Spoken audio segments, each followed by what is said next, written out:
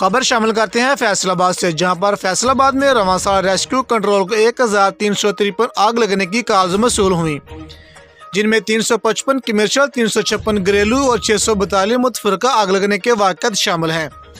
ان واقعات کے دوران 69 افراد جلس کر زخمی ہوئے، جن کو طبی امداد فراہم کرتے ہوئے مختلف ہسپتالوں میں منتقل کیا گیا اور 5 افراد موقع پر ہی جاں بحق ہو گئے۔